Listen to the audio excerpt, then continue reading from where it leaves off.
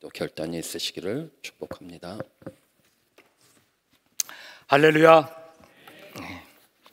우리 하나님을 찬양하는 것이 우리의 기쁨이고 힘인 줄 믿습니다. 오늘 말씀이 선포될 때 여러분들이 마음을 여시고 말씀을 들으면 이 말씀이 능력으로 임할 것입니다. 말씀이 임할 때 나타나는 변화는 우리의 감정에 네거티브한 것들이 사라지죠. 그리고 생각이 맑아지죠. 우리의 영이 깨어나기 때문에 우리 하나님의 그런 손길들 임재하는 것들을 느낄 수 있고, 그것이 우리의 그런 삶 속의 힘으로, 우리의 능력으로, 지혜로 작동합니다. 오늘 말씀을 이제 제가 고린도전서 3장 16절부터 23절까지 본문 삼아서 이제 전하는데요. 우리가 지금 고린도전서 강의 시작한 지 꽤 됐죠. 근데 12월 한 달은 우리 이제 대림절하고 그 다음에 성탄절, 또 송구영신, 신년주일 해서 그동안 쭉 쉬었고요. 12월 첫째 주에 3장 1절부터 15절 전한 다음에 이제 16절부터 23절 말씀이 되겠습니다. 이게 이제 같은 흐름으로 쭉 나가는 건데, 우리 지난번에 뭐 여러분들 잘 기억하실지 모르겠습니다. 근데 아마 영에 속한 성도, 육에 속한 성도, 이거 구분하는 거 여러분 기억하실지 모르겠어요. 바울 사도가 이 고린도 교회를 향해서 너희가 하나님 앞에 받은 은사가 크고, 그래서 능력이 크고, 너희가 받은 그런 지식이 많지만 그러나 너희가 육에 속한 성도가 되어서는 안 된다. 그러면서 서로 자랑하고 다른 사람들을 업신여기는 것, 하나님의 말씀 가운데 온전하게 그 말씀에 순종하기보다는 자신을 드러내는 삶, 이런 삶에 대해서 육에 속한 사람이다, 그런 특징을 살펴보았죠. 참된 성도라는 것은 성령 충만한 가운데 성령의 열매를 맺는 그런 삶을 의미하고 있어요. 자, 그런데 오늘 우리가 이제 이 성도, 참된 성도의 정체성이라는 관점에서, 그러면 우리가 그렇게 성령 충만한 가운데 주님의 그런 뜻을 이루어가는 성도는 우리 모임, 우리 교회, 우리 모임, 그래서 우리라는 관점에서 어떠한 정체성을 가질 것인가, 그리고 오늘 이제 본문에 나오는 성전이라는 관점에서 너희는 하나님의 성전이라는 관점에서 우리는 어떤 모습으로 나타나야 할 것인가, 여기에 대해서 좀 살펴보려고 합니다. 여러분, 우리가 하나님의 거룩한 성전이라고 말할 때 그 의미는 거룩 교회라는 모임을 의미하게 돼요. 너희는 하나님의 거룩한 성전이라, 교회가 하나님의 성전이라는 거죠. 그렇지만 동시에 우리 교회를 이루고 있는 구성원 한 명 한 명, 여러분들이 또 성전인 것을 의미하기도 합니다.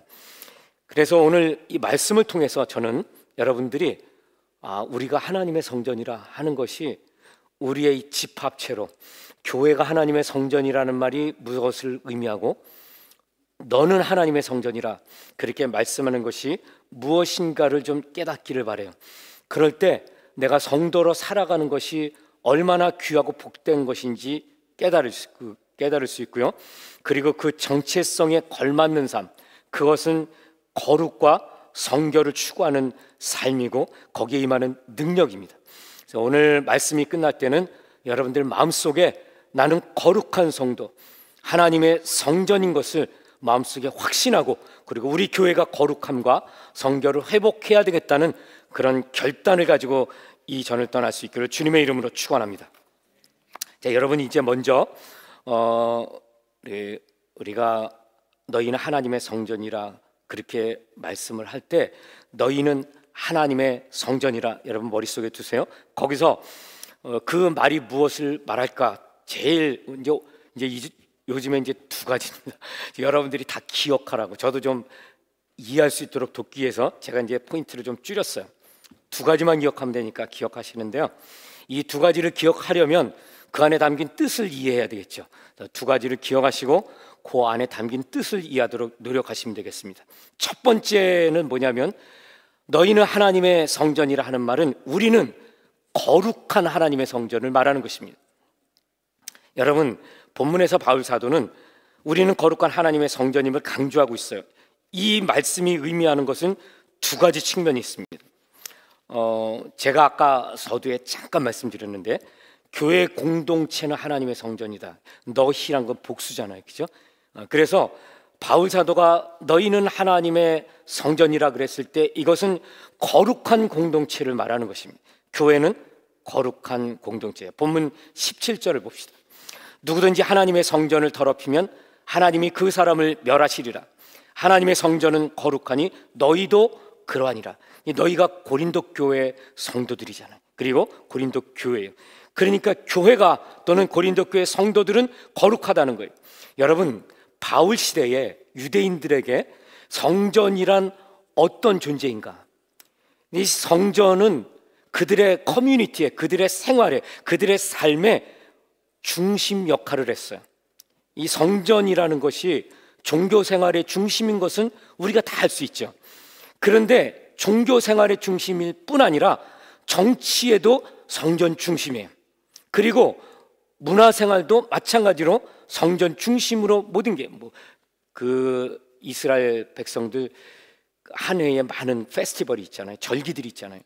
그게 그들의 삶을 주관하는데 그 모든 것들이 성전 중심으로 이루어지는 거죠.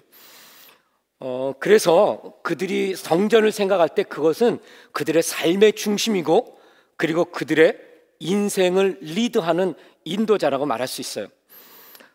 교회가 그렇게 중요한 성전이라는 것은 굉장히 놀라운 것입니다. 왜냐하면 오늘날에는 우리가 교회도 우리가 이제 특별히 성전이라고 표현하지 않고 교회로 말할 때 교회 여기 가서 예배드리고 저희 가서 예배드리고 뭐 어디에 가서든지 예배 드릴 수 있는데 그럴 때 우리가 생각하는 게 굳이 뭐 가서만 드려야 돼? 집에서 드려도 되고 있는 곳에서 어차피 예배하는 삶이라며 그래서 뭐 그렇게 성전이라는 것에 대해서 의미를 크게 두지 않으려고 해요. 근데 이게 양면이 있어요. 성전은 거룩한 것입니다. 그리고 굉장히 신성한 것이. 그래서 우리가 성전에 들어갈 때 어떤 장소적인 개념을 말한다면 그것은 우리 마음가짐을 다시 한번 점검해야 되고 그리고 우리의 복장이라든가 우리의 말, 언행, 태도 이런 것들을 점검해야 되겠죠. 그러나 반면에 우리가 마음대로 이렇게 이야기하고 마음대로 살다가 주일날 교회에 와서만 거룩한 척하면 그거는 위선이죠. 하나님 미워하시는 거예요. 그래서 우리가 너무 성전에서 거룩 하지도 않은데 하는 척 하려다 보면 바리새인들처럼 위선자가 되죠. 그럼에도 불구하고 여러분, 우리가 오늘 이 말씀을 들을 때 이 성전이라는 것이 유대인들에게 모든 것이다, 삶의 모든 것이라고 말해도 부족하지 않을 만큼 중요한 것임을 우리가 기억할 필요가 있습니다. 바울이 너희는 하나님의 성전이라고 말하는 것은 그런 차원에서 정말 놀랍다는 거예요. 이제 로마에 의해서 예루살렘 성전이 파괴되죠. AD 72년이에요. 근데 이게 유대인들에게 얼마나 쇼킹한 사건이었을까 하는 것입니다. 그들의 삶의 가장 중심인 성전이 파괴됐어요. 왜 그게 그렇게 중요했을까요? 성전은 하나님의 임재를 말하죠. 하나님은 유일하신 하나님이시잖아요. 그 유일하신 우주를 만드신 창조주가 우리 가운데 있는 한 우리는 아무것도 두려울 게 없죠. 그 말은 거꾸로 뒤집어 말하면 성전이 파괴된 것은 하나님의 임재가 떠난 것이요, 그러면 우리를 보호하는 신으로부터 우리는 보호를 받지 못한다는 거죠. 그래서 그들은 요즘 말로 하면 멘붕이 온 거예요. 자, 그런데 그런 것들을 바로 목전에 두는 그런 시기죠. 이 말씀이 선포되는 게. 그런 상황에서 바울은 너희가 성전이다 하는 것입니다. 여러분, 우리 이 말씀을 보면서 기억해야 될 게 있어요. 유대인들은 예수님께서 하나님 나라가 임한 것을 선포하고 가르치셨잖아요. 그런데 그 예수님을 핍박했어요. 하나님 나라에 들어오라, 내게 오라 거절했어요. 마가복음 13장 1절에서 2절을 보면 예수님은 그들의 영적인 무지함, 완고함 이런 것들 때문에 하나님의 성전이 파괴될 것을 예언하시죠. 하나님의 심판이 이르렀다는 거예요. 제가 잠깐 인용해 보면 이렇습니다. 마가복음 13장 1절 2절인데요. 예수께서 성전에서 나가실 때 제자 중 하나가 이르되 선생님이여 보소서 이 돌들이 어떠하며 이 건물들이 어떠하니까? 예수께서 이르시되 내가 이 큰 건물들을 보느냐? 돌 하나도 돌 위에 남지 않고 다 무너뜨려지리라 하시니라.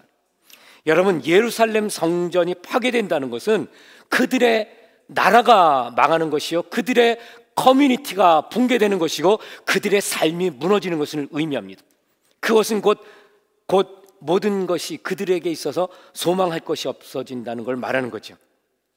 하나님의 어미로운 심판이 그들에게 임할 것을 예언한 것입니다. 그런데 예수님은 예루살렘 성전이 파괴되고 무너지는 것에 그치지 않고 이제 그 위에 새로운 성전이 지어질 것을 말씀하세요. 요한복음 2장 19절에서 21절입니다. 예수께서 대답하여 이르시되 너희가 이 성전을 헐라. 이건 예루살렘 성전. 내가 사흘 동안에 일으키리라.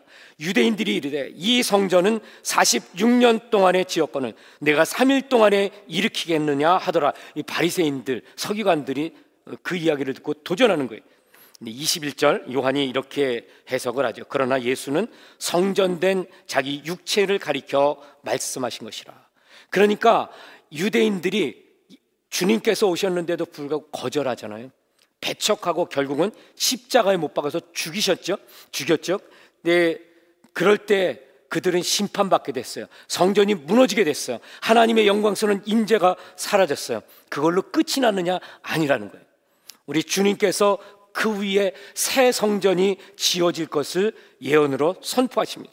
그런데 여러분, 사흘 만에 일으키리라. 사흘 만에 무너진 성전을 다시 일으키겠다는 이 사흘이 뭐겠어요? 예수님의 십자가의 죽음과 부활을 말하겠죠. 그러니까 우리가 이 말씀을 보면서 예수님께서 죽으셨다가 사흘 만에 죽은 자 가운데서 다시 부활할 것을 예언하신 것이에요. 그런데 여러분, 우리 바울 사도의 그 말씀에 보면은 예수님의 부활은 모든 믿는 자들의 첫 열매라 그러죠. 첫 열매, first fruit라는 것은 그 다음에 second라든가 third가 있어야 first가 의미가 있는 거죠. 하나밖에 없으면 처음, 나중이 필요 없잖아요. 마찬가지로 예수 그리스도의 이 부활은 성도의 부활을 말하는 것입니다. 예수 그리스도가 성전이라면 그 뒤에 부활의 영광에 참여하는 성도의 이 구원의 역사도 동일하게 성전으로 세워지는 걸 의미한다는 것입니다. 교회 공동체의 탄생을 말한다는 거예요. 예수의 부활은 교회의 탄생을 가져오는 것입니다.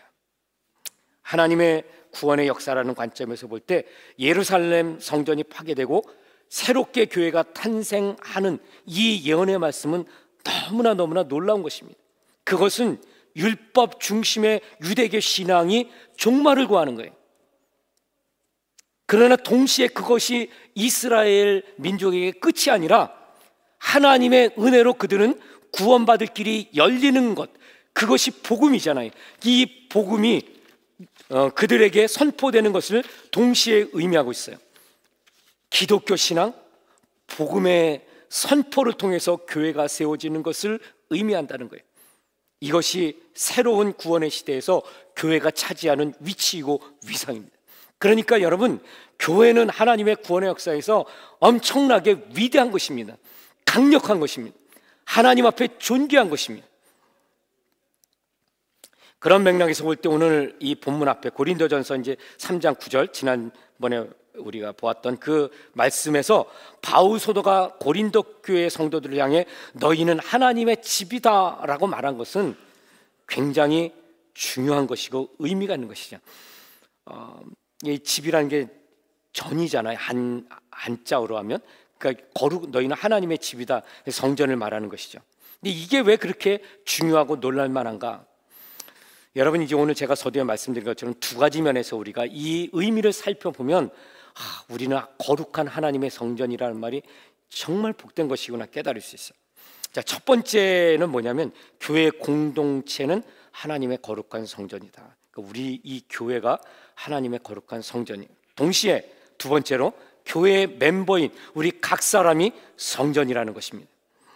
여러분들이 오늘 이 말씀을 좀 주목하면서 우리 교회가 하나님의 집이라는 것 뭐 이해할 수 있죠. 이제 제가 다 말씀드릴 거예요. 그런데 내가 하나님의 전이라는 것은 어디서 나오는지 여러분 주목해서 들으시면 좋겠어요. 자, 교회 공동체가 하나님의 성전이라는 사실, 이건 초대교회 사도들의 가르침, 설교, 이 가르침에서 아주 흔하게 나타나기도 하고 중심이 되는 그런 핵심 메시지예요. 예를 들어 에베소서 2장 19절에서 22절을 보면 이렇게 기록되어 있어요. 그러므로 이제부터 너희는 외인도 아니고 foreigner를 말해요. 외국인, 나그네도 아니요 오직 성도들과 동일한 시민이요. 그러니까 여기 나오는 성도들은 뭐예요? 유대인들, 그러니까 먼저 택함을 받은 자들이죠. 그런데 그들과 동일한 하나님의 백성이라는 거예요. 하나님의 권속이라. 너희는 사도들과 선지자들의 터 위에 세우심을 입은 자라. 그리스도 예수께서 친히 모퉁이돌이 되셨느니라. 그의 안에서, 그리스도 안에서 예수님 모퉁이돌이 되셨느니라. 그의 안에서 건물마다 서로 연결하여 주 안에서 성전이 되어가고 너희도 성령 안에서 하나님이 거하실 초소가 되기 위하여 그리스도 예수 안에서 함께 지어져 가느니라.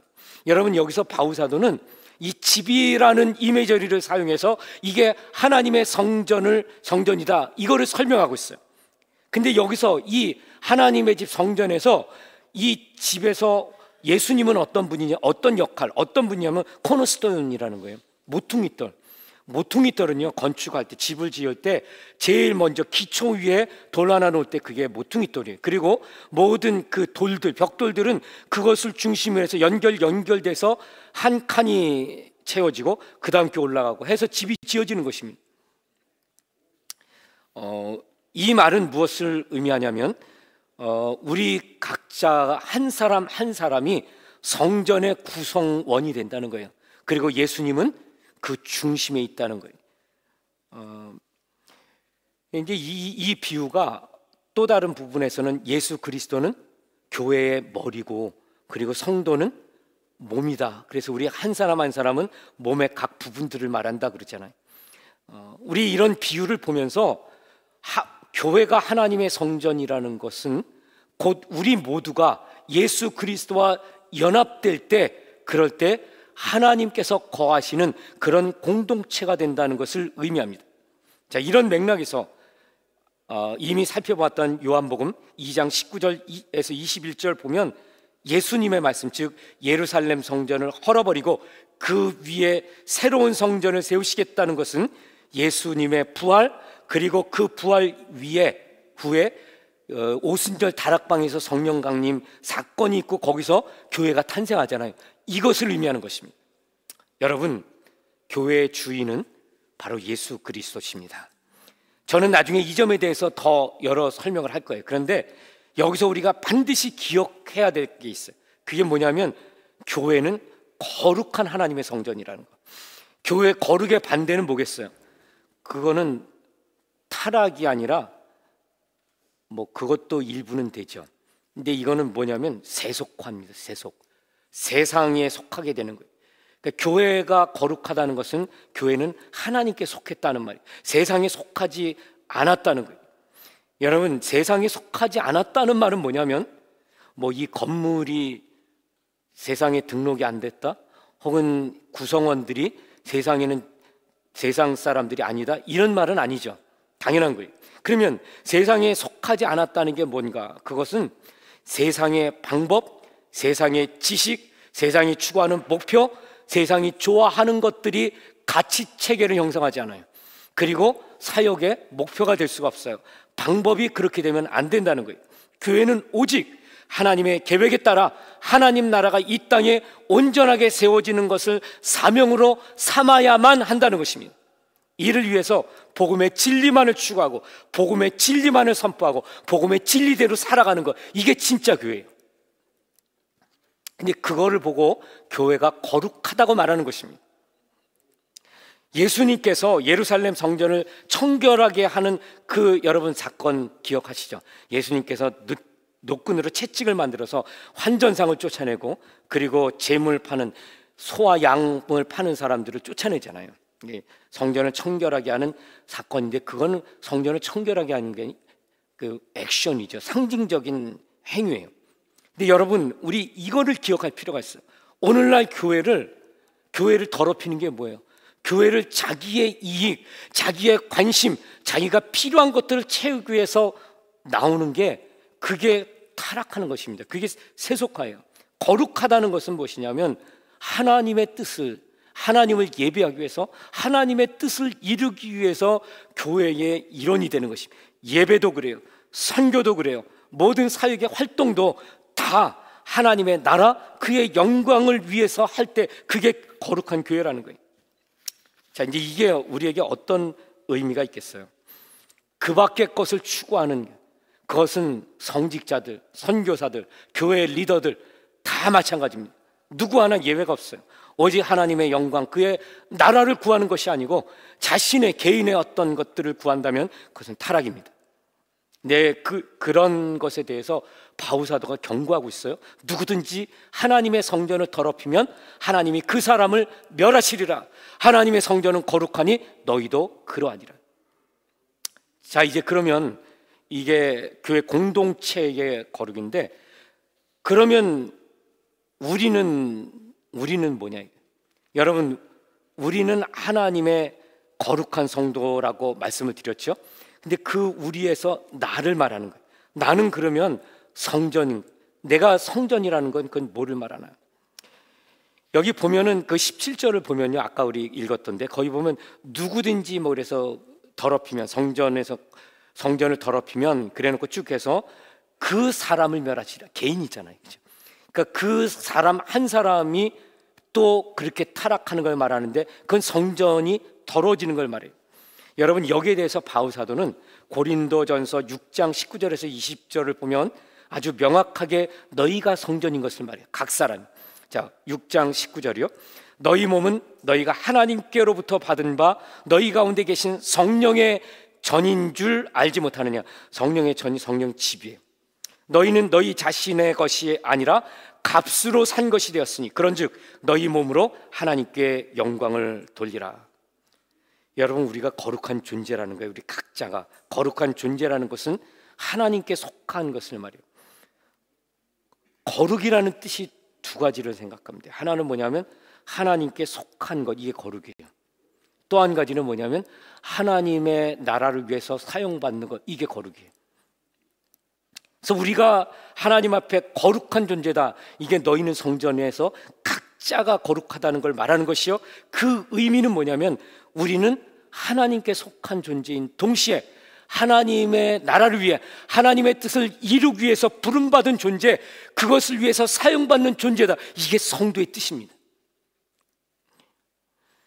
우리를 하나님의 것으로 삼기 위해 주님께서 값을 지불하셨어요. 그것은 하나님의 아들 예수 그리스도의 생명, 목숨의 값을 지불한 것입니다. 그것을 지불하고 우리를 샀어요. 그래서 여기 보니까 값으로 산 것이 되었으니 주님께서 페이했다는 거예요. 우리 죄의 대가를 치르셨죠. 그래서 우리는 하나님께 속한 존재가 됐어요. 그래서 우리는 거룩한 백성이 된 것입니다. 그러니까 여러분들이 가끔 뭐로 죄를 졌다 그래서 여러분들, 나는 거룩한 자가 아니야, 성도가 아니야, 거룩한 물에 낄 자격이 없어. 말은 많죠. 우리는 그런 자격이 없는 자들이죠. 그러나 그럼에도 불구하고 우리는 거룩한 성도입니다. 왜냐하면 주님께서 이미 값을 지불하셨어요. 그래서 너는 내 것이라는 것입니다. 자, 그러나 제가 아까 말씀드린 것처럼 한 가지 더 중요한 게 있다 그랬죠. 그것은 하나님의 계획과 목적을 위해 사용받는 것, 이것이 거룩이에요. 건물이 무슨 거룩하겠어요. 그러나 하나님을 예배하는 장소로 사용되면 거룩한 집이 되는 거예요. 한국에서 가만히 논쟁이 일어나는 걸 보면 왜 예배당을 그렇게 성전이라고 하느냐. 여러분, 이게 틀린 말이 아니에요. 이 거룩하다는 말은 하나님의 목적을 위해서 사용될 때 세상 것과 구분되잖아요. 그래서 거룩이 붙는 거예요. 그러니까 예배당은 성전이 맞습니다.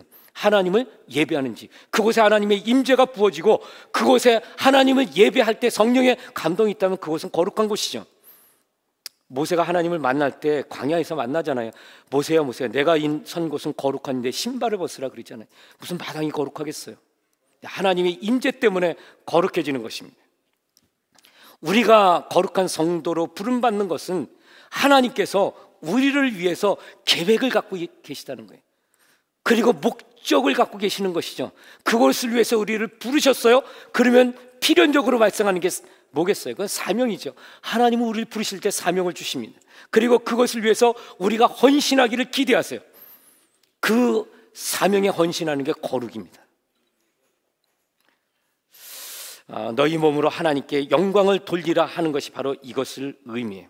우리의 생명과 우리의 삶, 우리가 소유한 모든 리소스, 자료들을 다 하나님의 나라를 위해 그의 영광을 위해 사용하는 것, 거룩한 성도의 모습이에요. 바울 사도는 이에 대해서 로마서 12장 1절 2절을 보면 이렇게 말씀을 하죠. 그러므로 형제들아, 내가 하나님의 모든 자비하심으로 너희를 권하노니 너희 몸을 하나님이 기뻐하시는 거룩한 산 제물로 드리라. 이는 너희가 드릴 영적 예배니라. 너희는 이 세대를 본받지 말고 오직 마음을 새롭게 함으로 변화를 받아 하나님의 선하시고 기뻐하시고 온전하신 뜻이 무엇인지 분별하도록 하라. 사랑하는 성도 여러분, 예배자로 살아가는 게 거룩입니다. 우리의 삶을 통해 주님께서 영광 받으시는 삶, 이게 거룩한 성도의 삶이라는 거예요. 저는 여기서 한 가지 중요한 이야기를 하려고 해요. 여러분, 제가 이제 이렇게 전하는 이 말씀은 우리가 하나님 앞에서 풍성한 은혜와 복을 누리는 그거잖아요. 그게 복음이죠. 복음은 심판이 아니에요. 복음은 정죄가 아닙니다. 복음은 율법이 아니에요. 복음은 은혜입니다. 거저 주시는 하나님의 은혜예요. 그래서 복음은 복이에요. 이제 저는 우리가 거룩한 성도라는 것을 말씀드렸어요. 그리고 그 삶은 예배자로서의 삶을 의미한다고 말씀드렸어요. 그것은 우리의 삶 속에 헌신하는 거예요. 희생하는 거예요. 우리의 삶이, 우리가 가지고 있는 모든 소유가 제물로 드려지는 삶을 의미한다 그랬어요. 너무나 큰 거죠. 큰 요구와 큰 기대 속에 살아가요. 그게 우리에게 짐이 될 수 있어요. 그러나 사랑하는 성도 여러분, 크리스찬의 삶이 거룩한 삶이어야 하고 그게 우리의 정체성인데도 불구하고 우리가 그 사이에 큰 갭을 느낄 때 하나님께서 우리에게 주시는 복음의 관점에서 이 명령과 이 정체성에 대한 선언을 우리가 어떻게 이해할 수 있을 것인가? 여러분, 이게 중요하다는 것입니다. 그것은 우리가 믿음으로 이것을 받아들일 때 하나님의 성령께서 우리를 그렇게 변화시킨다는 뜻이 그 안에 있어요.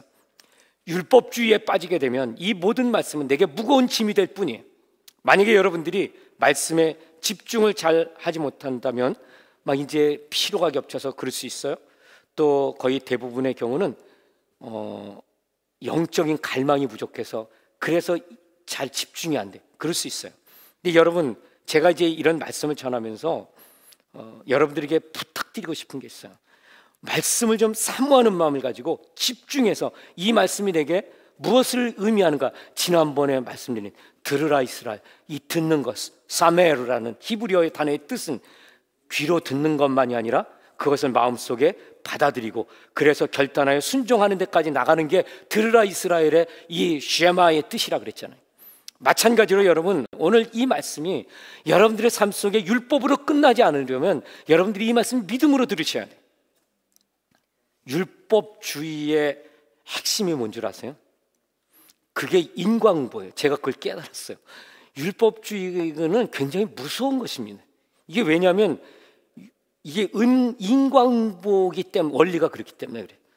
하나님의 법이 있잖아요. 율법. 이것은 하나님의 법이기 때문에 아무도 피할 수 없어요. 그런데 이 법을 지키지 않는 게 죄잖아요. 죄를 지었으면 반드시 벌을 받고 하나님의 명령에 따라 선한 일을 하면 복 받는다. 이게 율법이잖아요. 이게 언약이죠. 그래서 이것은 원인과 결과를 기반한 과학입니다. 과학은 데이터가 있어야 돼요. 항상 원인이 있으면 결과가 나와야 돼요. 이게 과학이에요. 그런데 이 율법주의가요, 이게 그것입니다. 원인이 있으면 결과죠. 우리가 말씀대로 살지 못하면 벌 받는 게 당연한 거예요. 누가 이 법칙을 거스를 수 있겠어요? 그런데 여러분, 복음은 뭔지 아세요?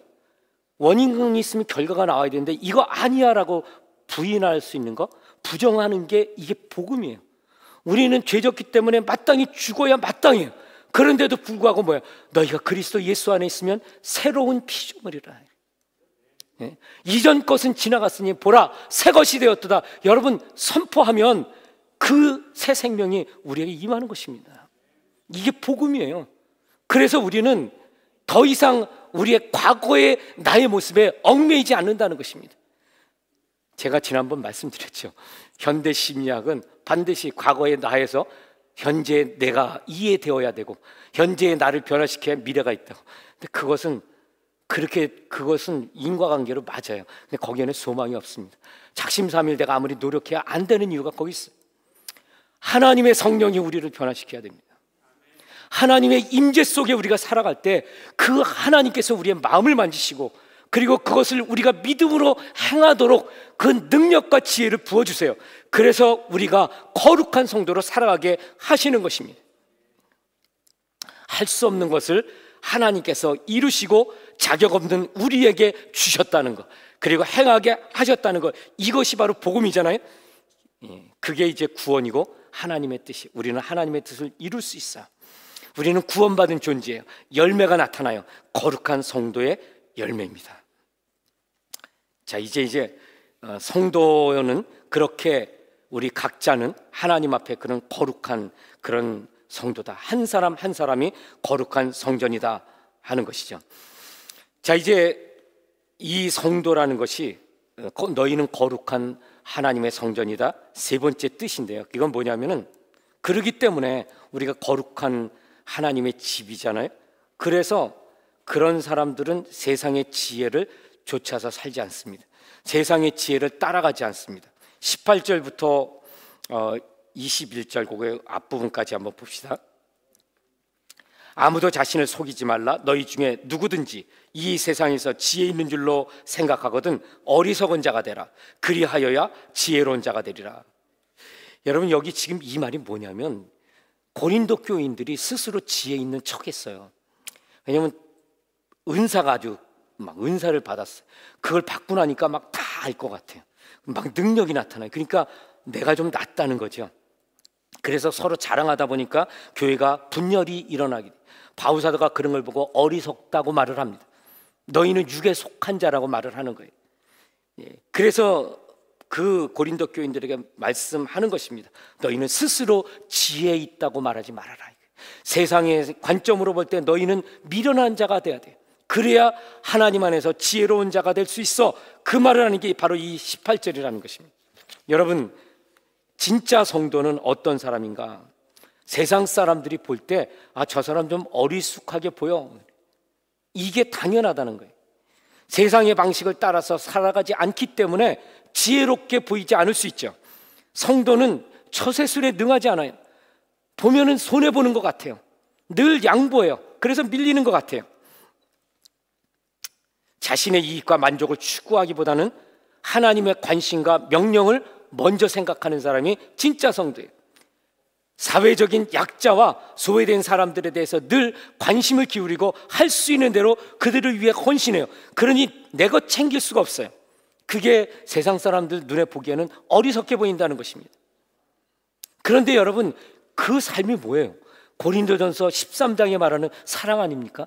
사랑은 오래 참아요. 사랑은 온유해요. 자기 유익을 구하지 않아요. 상대방이 용서를 줄 때 그걸 다 그대로 받아줘요. 세상 사람들이 볼 때는 너무나 어리석은 것이죠.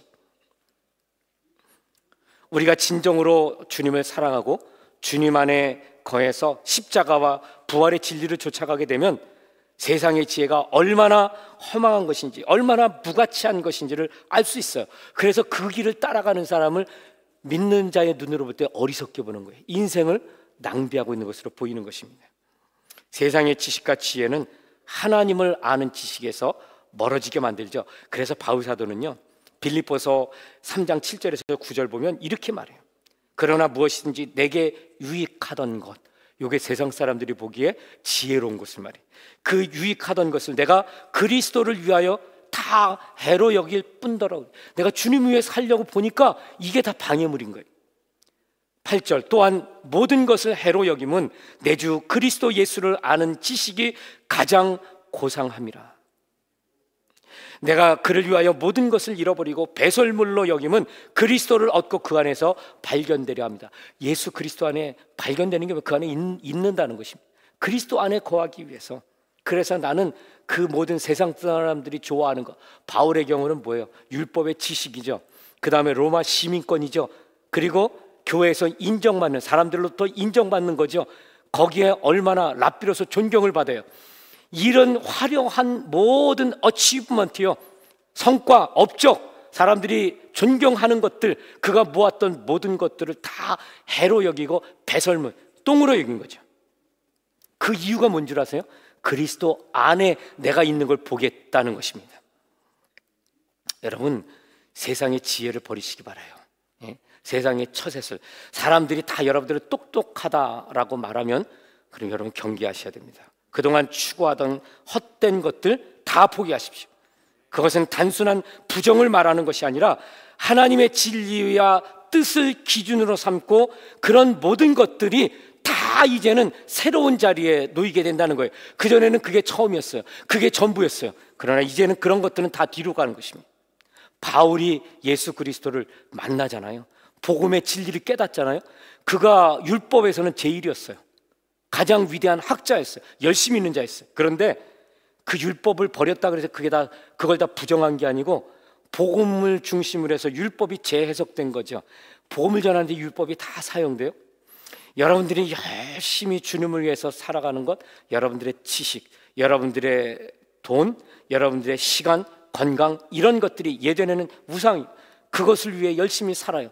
그러나 진정한 성도의 길이 무엇인지를 깨달았을 때 내가 거룩한 삶을 살기로 작정한다면 여러분 그런 것들은 나 아무것도 아니야. 건강도 버리고 시간도 버리고 그리고 여러분 가족관계 다 버리고. 이단들은 그렇게 가르치죠. 그런 것이 아니라 예수 그리스도 그분의 영광을 위해 살아갈 때 이런 모든 것들이 다른 의미를 갖게 되죠.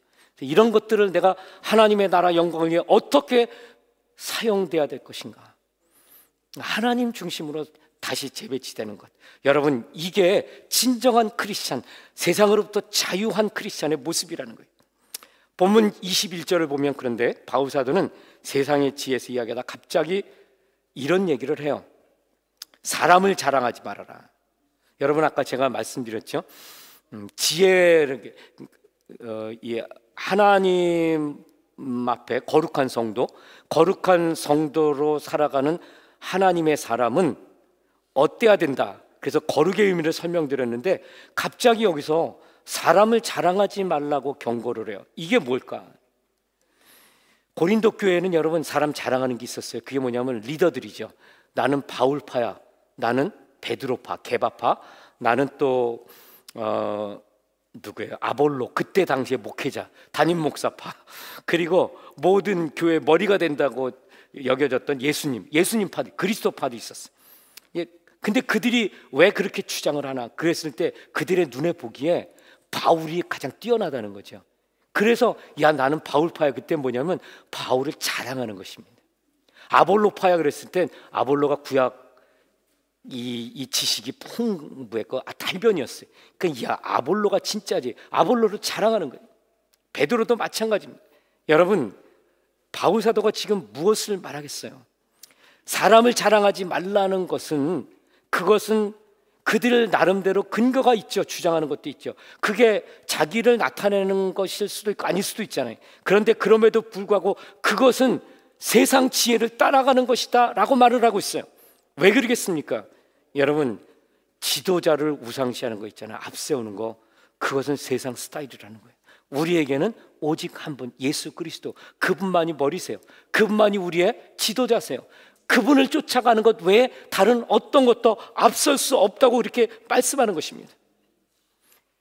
네, 교회가 타락하게 되면 지도자들이 얼마나 위대한지를 자랑하게 돼요. 그 지도자의 학력이 얼마나 뛰어난지, 지식이 얼마나 많은지, 교회를 세우는데 얼마나 많은 기여를 했는지, 이게 지도자의 기준이 돼요. 오늘날 수많은 교회들이 그렇지 않아요? 제가 이제 한국 떠난 지가 오래돼서 뭐 지금이라고 말하기는 좀 어렵지만 대형 교회들에서 목회자를 청빙할 때 제가 알고 있는 그때는 항상 빠지지 않는 게 있어요. 그게 뭐냐면 박사학위예요. 대형 교회들은 다 그랬어요. 그리고 굉장히 설교를 잘하는 능력, 설교 잘하는 자, 이게 조건이에요. 그리고 이제 청빙 공고에 보면 안 나오는 게 있어요. 그럼에도 불구하고 끝까지 안 나오는 게 있어요. 그게 뭐냐면 영성이 뛰어난 자, 하나님 앞에 헌신된 자. 이거는 제가 볼 때 청빙 공고에 나온 적이 없어요. 근데 그렇다 그래서 그거를 부정하는 건 아니잖아요. 영성이 깊은 목사님 얼마나 소중해요. 근데 그게 표현을 안 한다는 거예요. 그런데 반면에 왜 그럼 학식을 그렇게 얘기하느냐? 사람들의 생각에 그게 바로 목회자의 능력으로 비춰지는 거죠. 그게 바로 목회자의 그런 하나님에 대한 헌신을 뜻한다고 생각을 하는 거죠. 그것으로 인해서 얼마나 교회가 분열하게 되고 그리고 다른 길로 나가게 됩니까? 자, 이제 여러분, 저는 오늘 이 말씀을 보면서 우리 교회는 뭐 제가 잘난 게 없어서 뭐 그럴 염려가 전혀 없어요. 이게 또 좋은 거예요. 우리 교회는 대단히 부유한 사람들이 많아서 저러다가 타락하면 어떡하지? 그럴 걱정도 없어요. 우리는 이게 좋은 점이에요. 근데 한 가지 우리가 이런 말씀을 통해서 분명하게 우리 마음속에 각인합시다.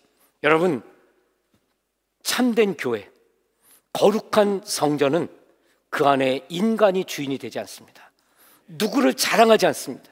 오직 주 예수 그리스도, 그분이 유일하신 목자시며 유일하신 리더십니다. 자, 그런데 너희는 하나님의 성전이다. 그럴 때 너희는 거룩한 하나님의 백성이야. 너희는 거룩한 하나님의 집이야 라는 것이라 그랬잖아요. 이제 마지막 두 번째 요거 하나만 마칠게요. 그건 동시에 무엇을 말하냐면 우리는 그리스도의 것이다 라는 의미가 담겨 있어요. 그리스도에게 속한 자다라는 거예요. 21절부터 23절 봅시다. 거기 그 말씀 보면은 이렇게 기록하고 있어요. 그런즉 누구든지 사람을 자랑하지 말라. 그 다음에 만물이 다 너희 것임이라. 바울이나 아볼로나 게바나 세계나 생명이나 사망이나 지금 것이나 장래 것이나 다 너희의 것이요 너희는 그리스도의 것이요 그리스도는 하나님의 것이니라. 이렇게 돼 있죠. 여러분, 너희는 그리스도의 것이라 라는 말이 무엇을 의미하겠어요? 그건 소유를 말해요. 우리는 다른 어떤 존재의 소유물이라는 것입니다. 굉장히 기분 나쁠 수 있어요. 아니, 내가 생명인데 내가 누구의 소유물이라고? 이건 되게 기분 나쁜 일이고요. 이런 표현은 현대시대에 안 쓰죠. 누구의 소유물이다. 고대 세계, 예전에는 노예제도가 있을 땐 이 말을 씁니다. 누구 소유라고. 그러나 노예제도가 폐지된 후부터는 이게 사람이 누구의 소유라는 말이 있을 수가 없죠. 그런데 이게 주인이 하나님이시라면 이건 완전히 다른 이야기. 여기 지금 보니까 너희는 그리스도의 것이요 우리는 하나님 아들에게 속한 자들이에요. 그분의 소유예요. 근데 이것이 오히려 우리에게는 기쁨이고 자랑이죠. 왜냐하면 예수님은 우리를 지으신 창조주시잖아요. 그분은 모든 것을 소유하신 분이요 모든 권위를 가지고 계신 분이잖아요. 그래서 우리가 나는 그분에게 속했어. 이건 너무나 자랑스러운 것이죠. 그렇기 때문에 주님과 함께하는 삶, 이것은 복된 것입니다. 그런데 우리가 복돼, 나는 주님이 나를 소유하셨대, 할렐루야 아멘, 여기서 그쳐서는 안 돼요. 늘 말씀드리지만 관계가 형성되면 그 안에 의무와 책임과 권리가 따르게 되어 있습니다. 하물며 위대하신 하나님, 그분의 아들 예수께 우리가 속해 있어요. 그분 안에 존재해요. 그러면 이 관계 속에 발생하는 의무와 책임이 없겠습니까? 그리고 거기에 따른 또 권리는 얼마나 위대하고 큰 것이 되겠어요.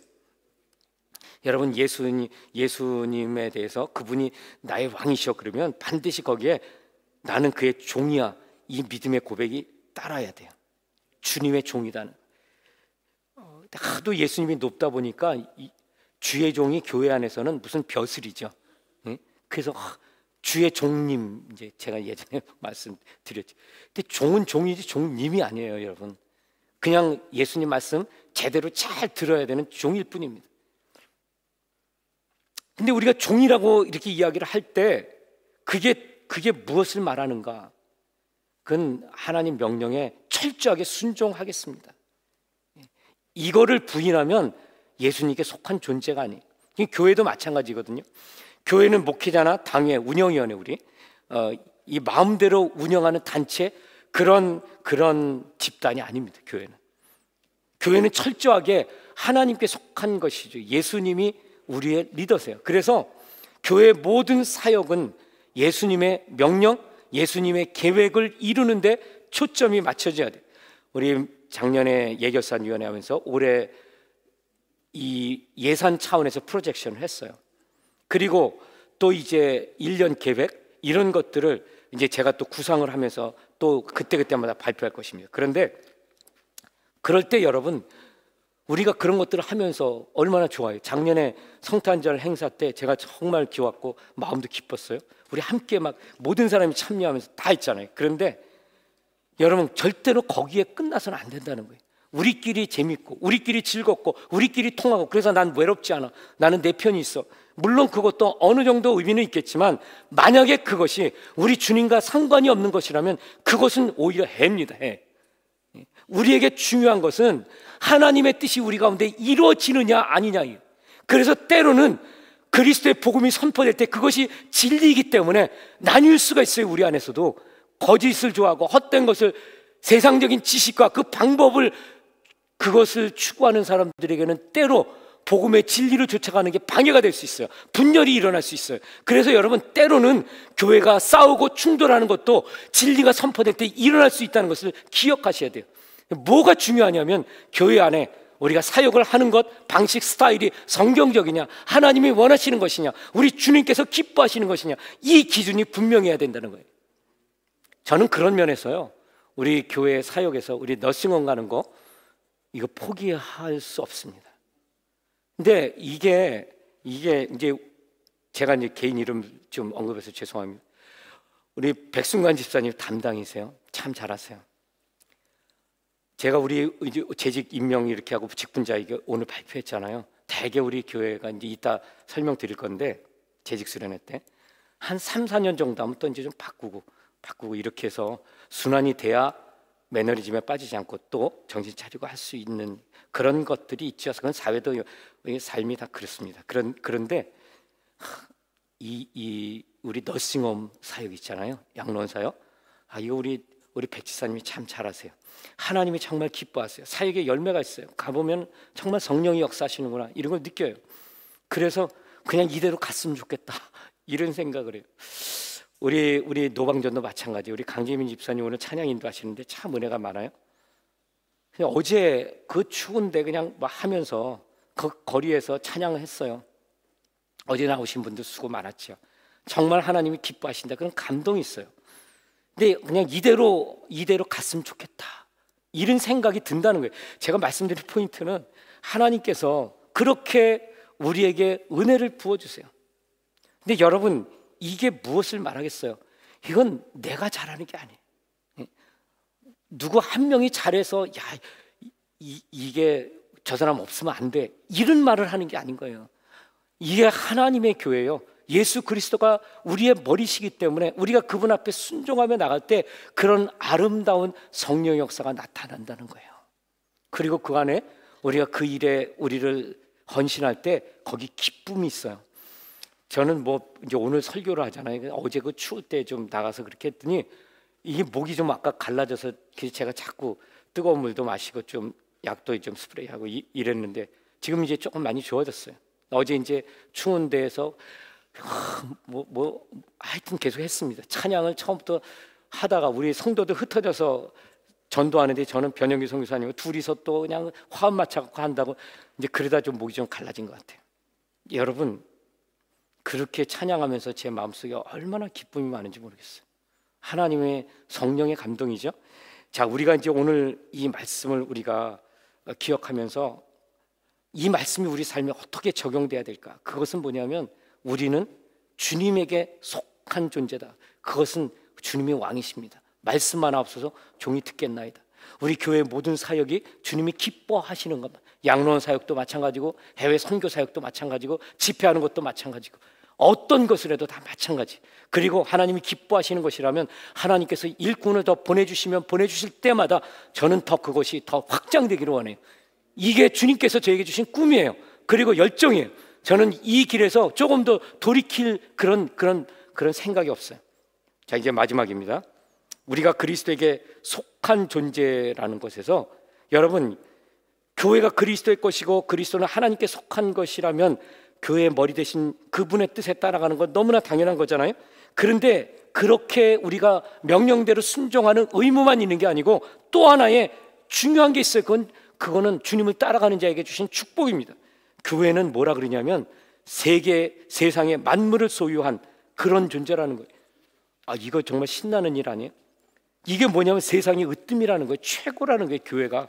여러분 교회가 아무리 작아도 교회가 볼품이 없어도 여러분 말씀 위에 세워진 교회, 복음이 선포되는 교회라면 그 교회는 세상의 만물 위의 선교입니다. 만물을 소유한 교회가 되는 거예요. 왠 줄 아세요?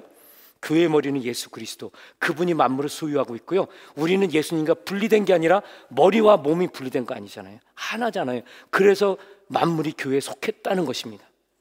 이 말이 우리에게 어떻게 적용되겠어요? 그것은 세상에 대해 교회가 권세가 있다는 거예요.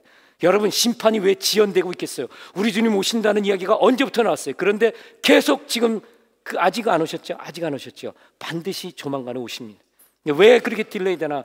그거는 교회 때문에 그런 것입니다. 교회 때문에.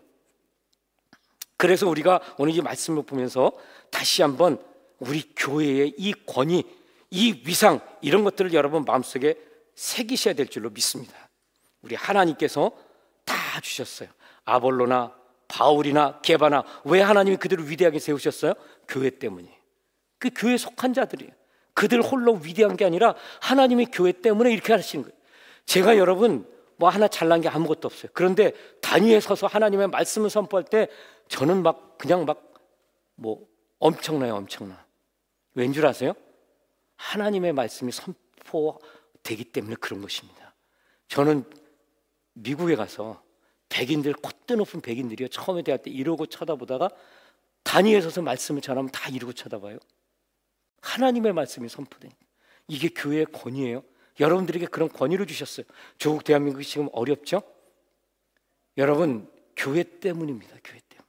우리가 교회잖아요. 여기서 우리가 하나님 앞에 무릎 꿇고 기도할 때 영국이 살아나고 한국이 살아납니다. 교회가 새로워질 때 하나님 그의 뜻을 신속하게 이루십니다. 그래야 남북 통일되는 거고요, 그래야 세계 복음화가 완성되는 것이고, 그래야 우리 주님 오십니다. 이 마지막 고비에서 여러분 힘내시기를 바라고, 내가 거룩한 성전이고 나는 그렇기 때문에 그리스도께 속했고, 그래서 우리는 세계 만물 위에 뛰어난 자들이고, 그래서 하나님은 그들에게 그것을 이룰 수 있는 능력과 지혜를 주신다는 것, 그것이 나뿐만 아니라 우리의 자녀에게도 그런 축복을 주세요. 그런 눈으로 우리 자녀를 축복하시고, 그리고 하나님께서 그들을 통해 이루실 것을 기대하시면서 하나님 앞에 헌신을 하기로 다짐한다면 그게 어떻게 의무에서 무거운 짐이 되겠습니까? 이건 축복입니다. 오늘 이 축복에 대한 확신을 가지고 여러분들의 일터로 돌아가고 가정으로 돌아가는 우리 모두가 되기를 주님의 이름으로 축원합니다. 기도합시다. 하나님, 오늘 너희는 거룩한 하나님의 성전이라는 말씀이 무엇인지를 종이 또 깨닫는 대로 선포했습니다. 진리의 성령님께서 이 시간 역사하여 주셔서 미진한 부분들을 다 깨닫게 하시고, 교회가 얼마나 위대한 것인가를 알게 하실 뿐 아니라 우리가 그런 위대한 부름을 받았다는 것을 한시도 잊지 않게 하여 주시옵소서. 그래서 세상이 어두워지고 어려워지고, 그리고 우리의 가정과 우리의 일터가 힘들어질 때 하나님 주님 앞에 우리가 거룩과 선결로 재무장하게 하시고, 하나님 앞에 무릎 꿇어 기도할 때 하나님께서 하늘문을 여시고 축복하고 회복시켜 주실 줄 믿습니다. 감사드렸고 주 예수 그리스도 이름 받들어 기도하옵나이다. 아멘.